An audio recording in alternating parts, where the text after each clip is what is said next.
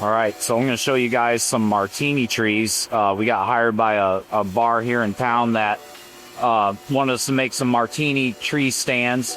And so if you don't know what that is, it holds a bunch of glasses. So we had to build 6 that hold 6 martinis, and then we had to build 6 that hold 12 martinis. And so, it's one of those things where it's kind of artful, or I want it to be artful. And so I had to create one, and then the guys will build the rest of them. So I have a part-time kid who comes in. His name's Ben. He comes in every Monday and every Saturday for 8 hours each day. And he's finishing up high school, and he's going to go to college here locally. So hopefully he'll keep working with us. Super smart kid. So he already knows how to weld and things like that. So he's catching on real quick. So I have him cutting all of those parts today, and I'm going to show you the material that we're using and kind of the process that I came up for building these. So right now, this is the main piece that I made. I have these bases that I drew, and then I had Sam cut out for me, and I drew it out on here, and I said, Sam, make that shape, and then I went over to the computer and kind of adjusted it, but I couldn't live with just a circle, so I had to do something like this. And so so I just mocked one up, and the ones I seen online when they came to me, they're straight. They just go straight up. The arms go straight out, and they're great, but I didn't want to build just that. So I'm using this tree bar material. I call it tree bar. I think it's I don't know the technical name, but it's got all that texture on it that looks like tree bark. And we got a bigger piece right here. So it's really dirty and oily right now. When it cleans up, it's super cool. So for the martinis,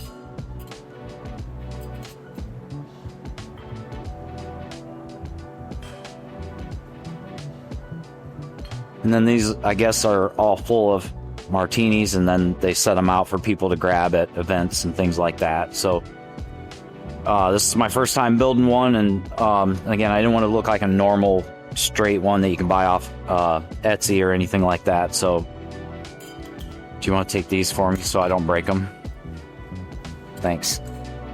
And then so I built one. I kind of figured out the process of how I want them to look. I do want them all to look a little different.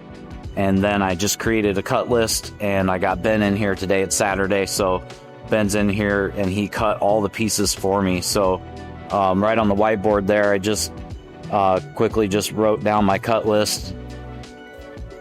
I needed 6 large ones and 6 small ones, and then this is all the pieces it took to make them. And so we put Ben on the saw today, and he cut up everything. And he's got everything labeled and organized. I like it this way because if he had to leave, or if he just could only work a part day, then Caleb or I or Justin can come in and start working on this, and it's very clear what pieces are what, and we don't have to chase down information. So but these are all the pieces it takes, and then he's currently making the rings. So parts that hold the cups, this is what they look like after or just before that step. So we weld, there's lots of ways to do this, I'm sure, but we're welding the stick to here, heating it up a little bit, and then just start wrapping it around as you see he's got here, and then turn it into a spring, and then just cut through it so we end up with the rings like this. And then I made this silly little jig here. I just welded some stuff to the table, and this handy tool that I made, and just bring them back a little closer. I don't have my readers on, so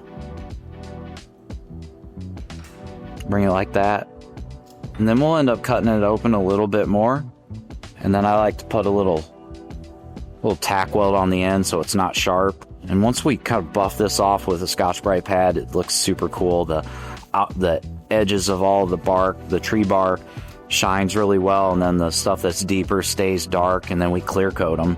And I got some other finishes in mind, but I think these are going to be super cool. So once these are all straightened, and then Ben's gonna take, we have a pile of the 6-inch pieces, and I'm gonna show him. I want them randomly bent in my modified Harbor Freight brake press over here. I've got some dies in there that I've built out of just raw steel that we can kind of beat up on, and that's pretty much what we do with it. So he'll put these in here and kind of put little kinks and bends in them randomly, and I'll instruct him how to do that, and then we'll weld all these pieces together just like you see here, and then stand them up and start tacking them on, and then weld them, and I'll have Justin clean them up and put a finish coat on them.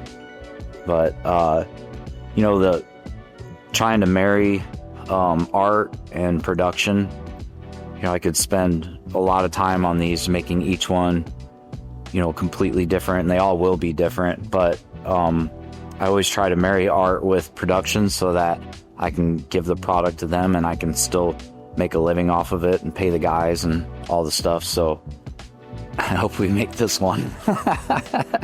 But it'll work out great, I'm sure. That's the Martini trees.